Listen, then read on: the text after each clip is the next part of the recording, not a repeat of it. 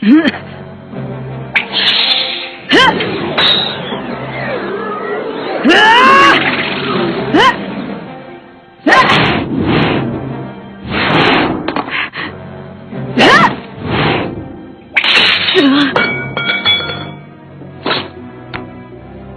ka, pero pupunan ko ang pagkawala ng espadang yun. Humanda ka! Ha?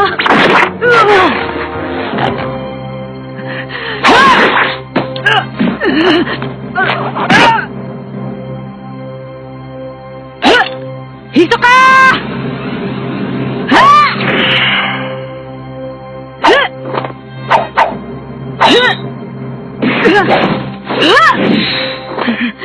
Hisoka!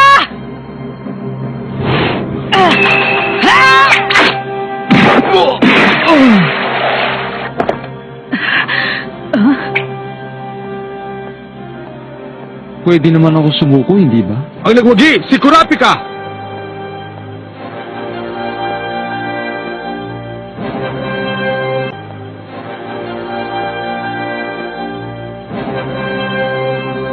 Ang ikalawang laban sa huling pagsusulit, si Hanzo, laban kay Gon. Kahit ano pang isip ang gawin ko, hindi ko talaga maintindihan kung bakit si Gon ang ilalaban kay Hanzo. Kapag tinignan mo resulta sa mga naunang pagsusulit, malaki ang lamang ni Hanzo kaysa kay Gon. Hindi naman sa may kinakampihan ako, pero parang hindi naman patas. Mas magaling at mas malakas talaga si Hanzo. Sa bagay, tama ka dyan. Ayon sa paliwanag ng ating chairman, ang pagkilatis ang pinaka-importante sa lahat. Hindi mo ito basta mahuhusgahan. Siguradong mataas ang nakuha ni Gon sa parting yon. Sa madaling salita, taglay niyang katangian ng isang tunay na hunter. Kaya lang, malaki talaga ang lamang ni Hanzo sa labang ito. Magandang araw sa inyo. Ako ang magiging referee ninyong dalawa. Ang pangalang Firemasta, ang inyong lingkod. Teka, ikaw yun. Ikaw yung sunod na sunod sa akin o ika-4 na pagsusulit. Alam mo sinusundan kita? Siyempre naman, sa ika-4 na pagsusulit, ang bawat aplikante ay mayroong isang hukom na nagbabantay. Tama ba? Malamang napansin din yun na iba pang aplikante. Hindi ko yata alam yun ah. Nakakahiya ka, hindi ko na sinabi sa'yo dahil akala ko alam mo. Hayaan mo magpasalamat ako sa'yo, Ginong Wes. Ano? Alam mong naipon ko ang 6 na puntos sa ika-4 na pagsusulit o walang kahirap-hirap. Pero siguradong mataas ang puntos ko sa'yo. Ngayon? Siyempre, utang ko sa'yo yon. Dahil wala kang kinikilingan, patas kang humusga. Sa bagay, kayang-kaya ko naman talaga. Siya nga pala, Ginong Wes. Meron lang akong gustong linawin sa'yo. Ano yun? Para manalo, ang kailangan lang gawin ay pasukuin ng kalaban. Kahit hirap na o manakaut siya, ay baliwala. Tama ba? Oo, tama ka. Pero kinakabahan naman siya. Magaling kong ganun. Medyo mahirap to. Mukha siyang magaling, pero may tiwala ako sa aking bilis at resistensya. Gagamitin ko ang aking bilis para mapasuko ko siya.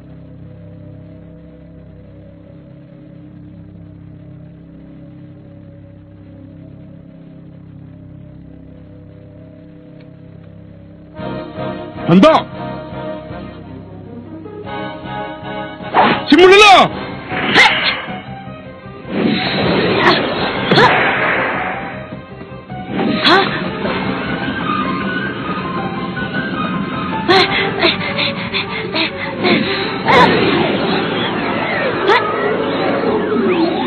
Malamang, malaking tiwala mo sa iyong buntot. Tama ba ako? Mahusay ka, bata.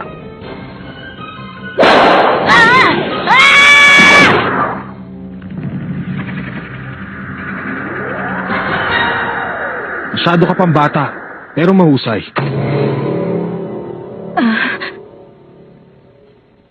Yung ganung atake, napakadali namang iwasan. Kung ordinaryong laro lang to, tapos na sanang laban. Gon, ano ka ba? Gumising ka na. Kumusta? Kaya mo pa ba? May pinatamaan ako sa iyong batok para mamanhid ang iyong utak. Naintindihan mo ba sinasabi ko? Kitang-kita namang hindi mo ako kaya eh. Bakit kasi hindi ka pa sumuko? Be!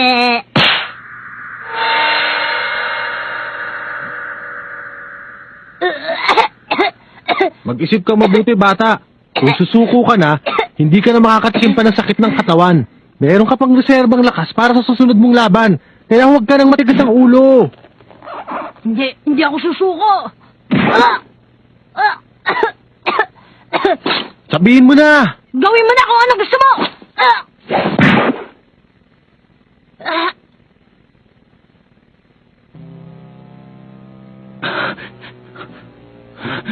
Gon! Sumuko ka na sa kanya! Meron ka bang pag-asa? Tama na yan! Leorio, kung ikaw ang nasa posisyon ni Gon, masasabi mo bang susuko ka? Kagaya niyo ni Gon, hindi rin ako susuko. Kahit mamatay pa ako. Kaya lang, hindi ko talaga mapigilan na aking sarili. Naintindihan ko ang nararamdaman ni Leorio.